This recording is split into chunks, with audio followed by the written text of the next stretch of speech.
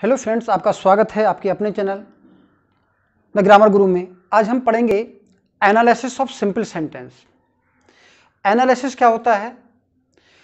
Analysis का अर्थ है sentence को पार्ट्स में डिवाइड करना और उन पार्ट्स के कार्यों के बारे में पता करना, यानी प्रॉपर कार्य के बारे में, और उन पार्ट्स की प्रॉपर पोजीशन के बारे में पता करना, ये एनालिसिस कहलाता है। तो इसके एनालिसिस करने के हमको दो फायदे होते हैं। एक तो हमको प्रत्येक शब्द का कार्य और पोजीशन का पता लग जाता है, तो जिससे एरर डिटेक्शन में हम बहुत आसानी हो जाती है। दूसरा, हम ट्रांसलेशन करते हैं, तो ट्रांसलेशन में हमको किस तरह सेंटेंस में ट्रांसलेट करना है, क्या पोजीशन पर लगाना है, उसमें हमें बहुत आसानी हो जाती है। तो पढ़ते हैं इन सेंटेंस को। सेंटेंस है हमारा बॉयज प्ले, लड़के खेलते हैं। बॉयज सब्जेक्ट पार्ट है और प्ले प्रीडिकेट पार्ट है। यानी सेंटेंस में दो शब्द हैं, इसमें एक सब्जेक्ट है और दूसरा प्रीडिकेट है। हम ये जान लें कि सब्जेक्ट और प्रीडिकेट क्या होता है। सब्जेक्ट आपने सबने सुना है कि जो काम को करने वाला होता है उसे हम सब्जेक्ट कहते हैं।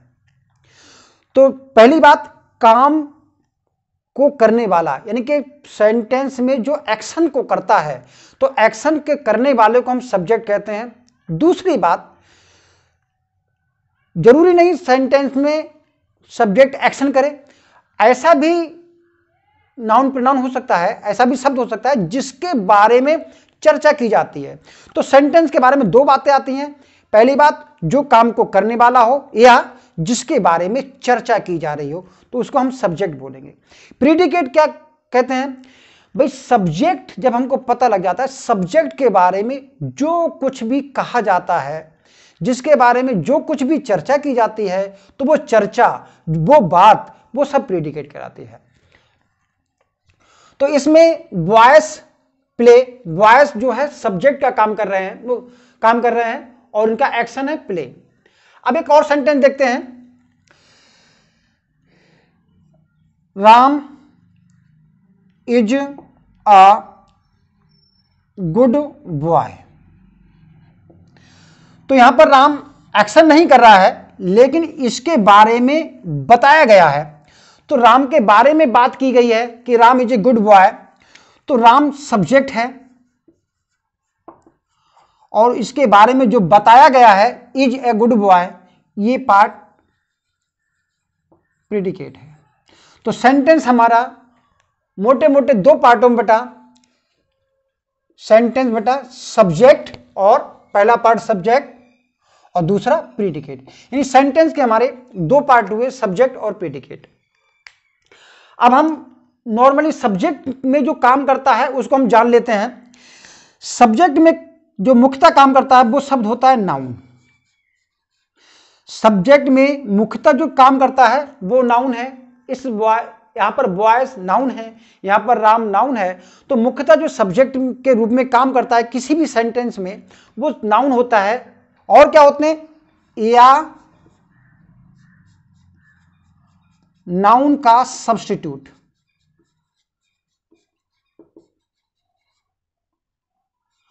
तो नाउन के सब्स्टिट्यूट के रूप में कौन कौन काम करता है?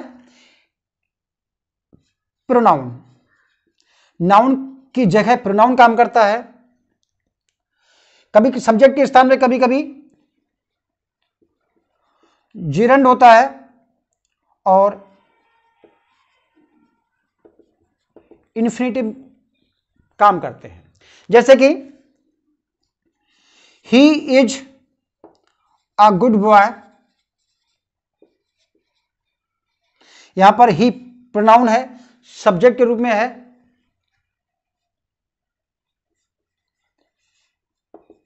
प्लेइंग इज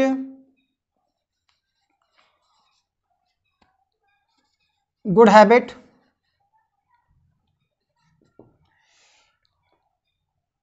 या to walk is good for health.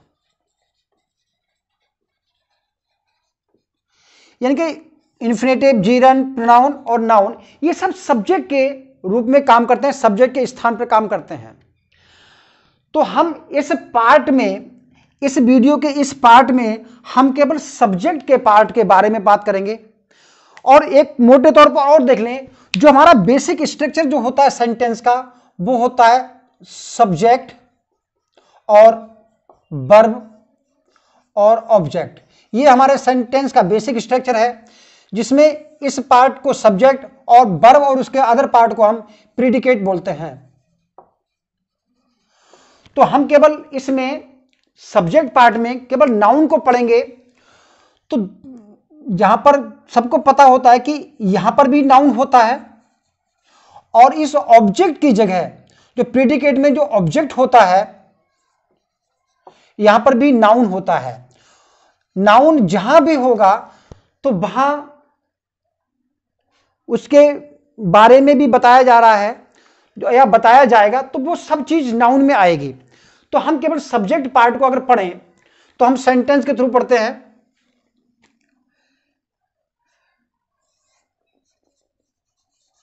Parts of the subject पढ़ेंगे। देखिए सेंटेंस देखते हैं। टू बॉयज प्ले, दो लड़के खेलते हैं। इस सेंटेंस में सब्जेक्ट पार्ट में दो शब्द हैं, एक बॉयज और दूसरा टू इसके साथ लगा है। जो टू शब्द है उसको बोलेंगे क्वालिफायर और इसको बोलेंगे हेड वर्ड। तो सेंटेंस में वास्तविक जो सब्जेक्ट का काम करता है या वास्तविक जिसके बारे में बात की जाती है, वो आपका हेड वर्ड ही होता है। शेष इसके साथ जो भी चीज जुड़ी होती है वो इसको क्वालिफाइज करती हैं। तो इसको क्वालिफाइज, इनके हेड वर्ड को क्वालिफाइज करने वाले जितने भी शब्द हैं वो शब्द क्वालिफायर कहलाएंगे। तो हम केवल अब जो आपका सब्जेक्ट पार्ट है उसमें हम पढ़ेंगे। अगला सेंटेंस देखते हैं। ए ब्लैक काउ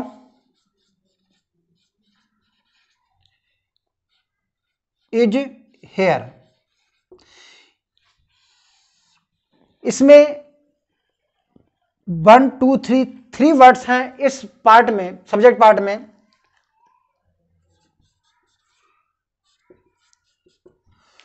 जिसमें ये दोनों शब्द, जो काउ आपका हेड वर्ड है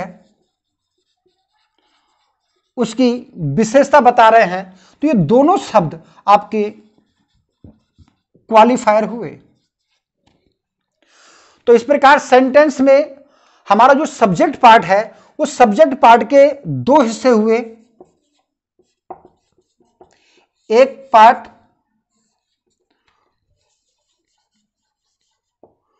क्वालिफायर और दूसरा है उसका हिस्सा होता है जो मेन है हेड वर्ड। तो सेंटेंस में सब्जेक्ट पार्ट में सब्जेक्ट मुख्यतः दो भागों में बंटता है, एक क्वालिफायर और दूसरा हेड वर्ड। इतना आप नोट कर लीजिए। अब हम थोड़ा आगे बढ़ते हैं। अब हम बात करते हैं सब्जेक्ट के इन पार्ट की, विस्तार से पढ़ते हैं इनको। सेंटेंस देखिए।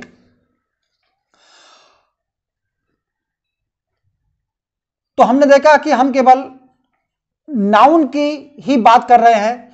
नाउन ही आपका हेड वर्ड है और इस हेड वर्ड के साथ, नाउन के हेड वर्ड के साथ जो जुड़ा हुआ है, प्लस में आगे यहां पर भी हो सकता है प्लस में, और यहां पर भी हो सकता है प्लस में। तो ये दोनों चीजें जो कहलाएंगी इस हेड वर्ड के क्वालिफायर कहलाएंगी, और ये सब कुछ मिलकर कहलाएगा आपका नाउन फ्रेज। यानी कि नाउन के साथ नाउन और उसकी क्वालिटी जितनी भी है वो सब मिलकर नाउन फ्रेज बनाती हैं।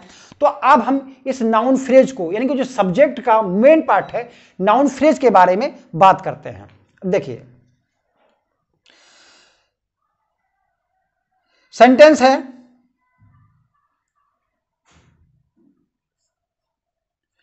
These beautiful flowers are not for sale. ये आपका सेंटेंस है। तो इस सेंटेंस में ध्यान दीजिए,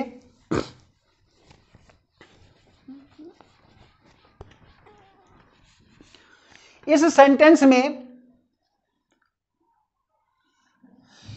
दीज ब्यूटीफुल फ्लावर्स, ये सेंटेंस है। जो आपका हेड वर्ड है, ये आपका नाउन है, शेष उसके क्वालिटीज हैं, तो इसको क्वालिफायर बोलेंगे।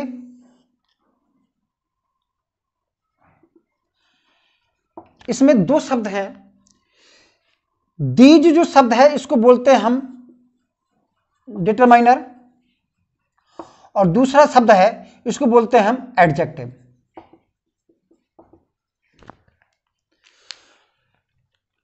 एक और सेंटेंस देखते हैं।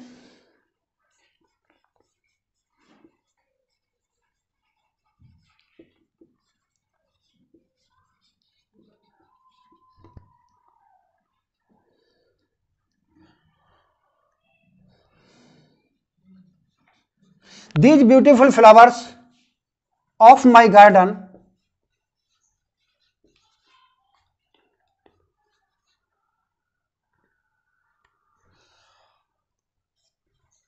आर नॉट फॉर सेल, ये उसके आगे ही। तो these beautiful flowers of my garden, यहां पर जो आपका हेड वर्ड है ये फ्लावर है, शेष ये जो एक दो और जो सब चीज है ये इसका विशेषता बताने वाले शब्द हैं। तो यहां पर ये डिटरमाइनर है, ये शब्द एडजेक्टिव है, और ये शब्द क्या है, ये भी एडजेक्टिव है, क्योंकि ब्यूटीफुल भी फ्लावर्स की विशेषता बता रहा है, ऑफ माई गार्डन ये भी इस फ्लावर की विशेषता है, तो इसको बोलते हैं एडजेक्टिव। एक दो तीन शब्द हैं तो इसको बोलेंगे एडजेक्टिव फ्रेज।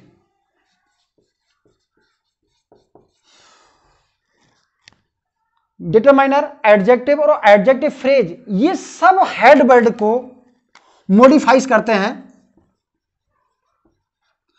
और हेड वर्ड ही आपका वो मेन शब्द होता है जो सीधे वर्ब को प्रभावित करता है, यानी कि वर्ब हमेशा इसके अनुसार ही लगाई जाती है। शेष डिटरमाइनर, एडजेक्टिव और एडजेक्टिवल फ्रेज जो है वो सब इसके इर्द गिर्द रहते हैं, यानी कि इसी की विशेषता बताते हैं। यही इनकी वास्तविक पोजीशन है। सबसे पहले डिटरमिनर आता है, दूसरे पे एडजेक्टिव आता है, और फिर हेड वर्ड, और जो की तीसरी क्वालिटी होती है वो आपका एडजेक्टिवल फ्रेज आता है। ये इसका बेसिक स्ट्रक्चर है। तो आपका जो सब्जेक्ट पार्ट हुए, सब्जेक्ट पार्ट में जो हिस्सा बना वो सबसे पहले होता है डिटरमिनर, दूसरा एडजेक्टिव, तीसरे नंबर पे जो आएगा हेड वर्ड, और जो इसकी तीसरी क्वालिटी पे आता है वो आता है एडजेक्टिवल फ्रेज। अब इसके बारे में हम पढ़ते हैं कि ये वास्तव में होते क्या हैं, इतना नोट कर लीजिए, फिर हम इसके बारे में पढ़ते हैं।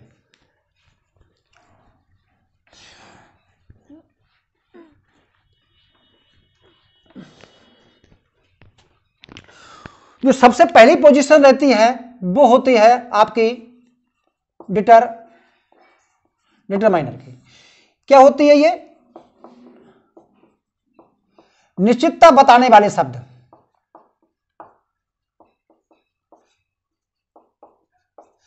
ये निश्चितता बताने वाले शब्द होते हैं।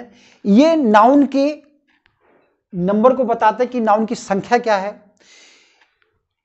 ये नाउन के ये बताते हैं कि इनके बाद कोई आने वाला एक नाउन है या इनके बाद आने वाला कोई शब्द है। तो कहने का मतलब ये नाउन को निश्चित करते हैं। जैसे the boy,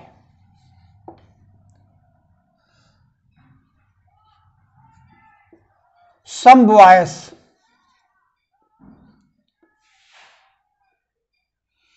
a boy, two boys. तो ये शब्द जो नाउन को निश्चित करते हैं ये आपके डिटरमिनर होते हैं। तो डिटरमाइनर में होता क्या क्या है? डिटरमाइनर में आते हैं आपके article a, an, the. Determiner में आते हैं आपके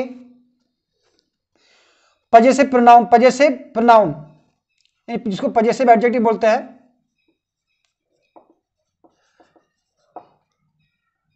माई, और, योर,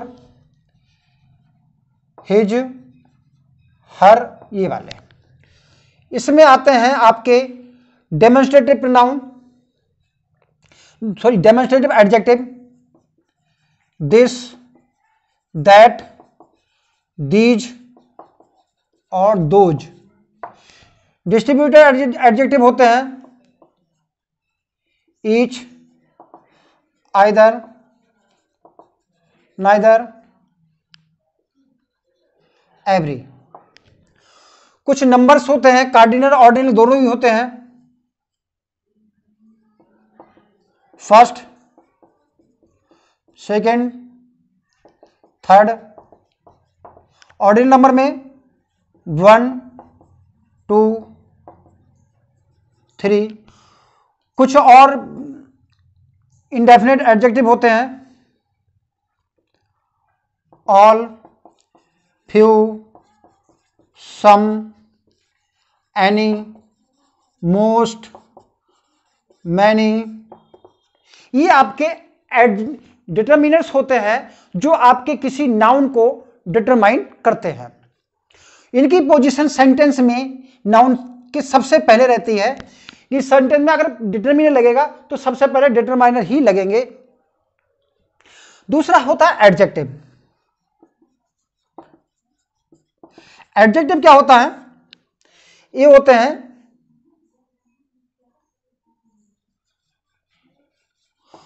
क्वालिफाइज अ नाउन और प्रोनाउन। यानी कि नाउन प्रोनाउन को क्वालिफाइज करने वाले जो शब्द होते हैं वो आपके एडजेक्टिव होते हैं। तो एडजेक्टिव में एक खासियत है कि एडजेक्टिव अगर एक शब्द है, एक सिंगल शब्द अगर किसी को क्वालिफाइज कर रहा है तो हमेशा उस नाउन से पहले रहता है।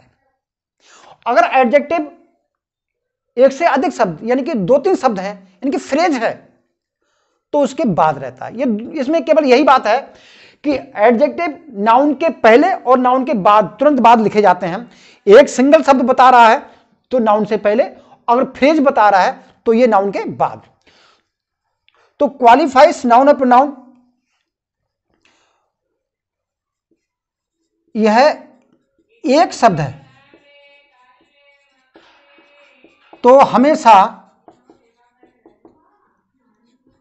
उस नाउन के पहले रहता है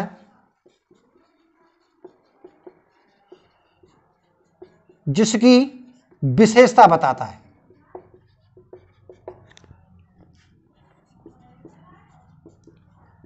जैसे गुड बॉय, टाल ट्री, ब्लू शर्ट। ये जिस नाउन को क्वालिफाइज करते हैं उसके तुरंत बाद रहते हैं। अगला आता है आपका एडजेक्टिव। एडजेक्टिव फ्रेज यानी कि जो जो क्वालिफायर हैं आपके डिटरमिनर, एडजेक्टिव और एडजेक्टिव फ्रेज, तो एडजेक्टिव फ्रेज उस नाउन के तुरंत बाद रहता है, यानी कि नाउन और उसके तुरंत बाद रहता है एडजेक्टिव फ्रेज। तो नेचुरल है कि हमने कहा एडजेक्टिव अगर 2-3 शब्द है यानी कि फ्रेज है तो उस नाउन के तुरंत बाद लिखा जाएगा। जैसे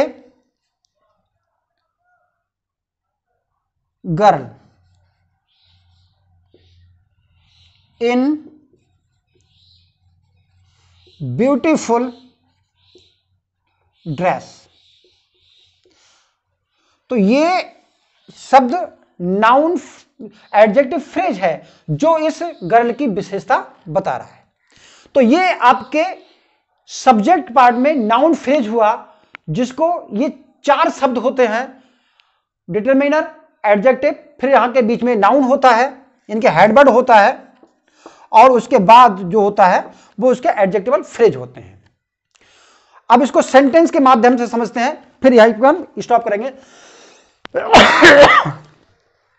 नोट कर लीजिए,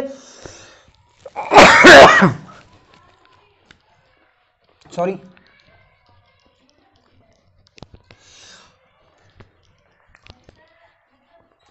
सेंटेंस देखिए। अब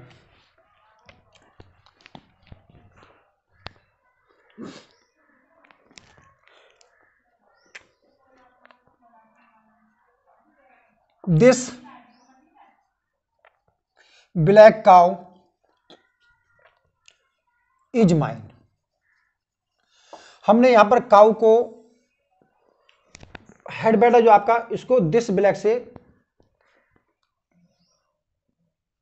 क्वालिफाइज किया है। अगले देखते हैं, that black cow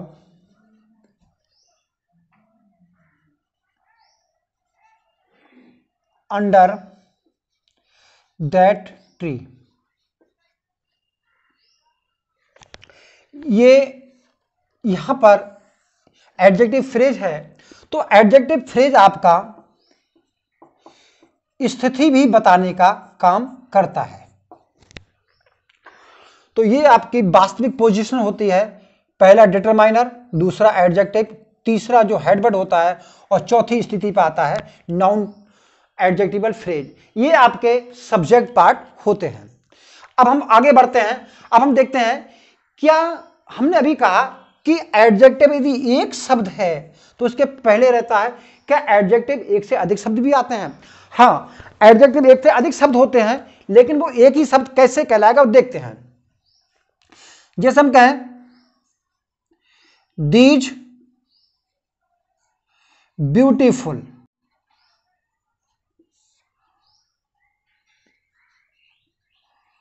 flowers of my garden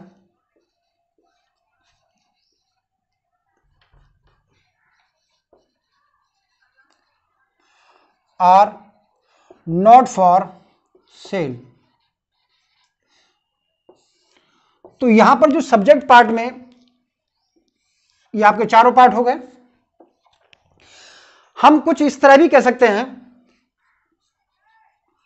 these beautiful, एक शब्द, कॉमा, रेड, अलग विशेषता, रोज फ्लावर्स, ये अलग विशेषता। तो यहां पर ये 1, 2, 3 मिलाकर एक शब्द नहीं है, बल्कि 3 अलग अलग एडजेक्टिव हैं जो इस फ्लावर्स के साथ जुड़े हुए हैं। तो कहने का मतलब है एडजेक्टिव अलग अलग करके 2-3 यानी कि बहुत सारे शब्द हो सकते हैं जो सीधे इस हेडवर्ड को क्वालिफाइज करते हैं। तो these beautiful red rose flowers of my garden are not for sale. तो इस तरह भी इसको बनाया जा सकता है। तो एक बात हुई ये। अब हम बात करते हैं कि नाउन फ्रेज में और चीजों के बारे में। हमने अभी नाउन फ्रेज पढ़ा, इसके बारे में हम अगले वीडियो में हम प्रीडिकेट पार्ट्स के बारे में बात करेंगे। ये हमारे सब्जेक्ट पार्ट हुए, डिटरमिनर, एडजेक्टिव, हेडवर्ड और एडजेक्टिवल फ्रेज। ये 4 पार्ट होते हैं आपके सब्जेक्ट में। इसके अगले वीडियो में हम प्रीडिकेट पार्ट्स पढ़ेंगे। तब तक के लिए thank you, all the best.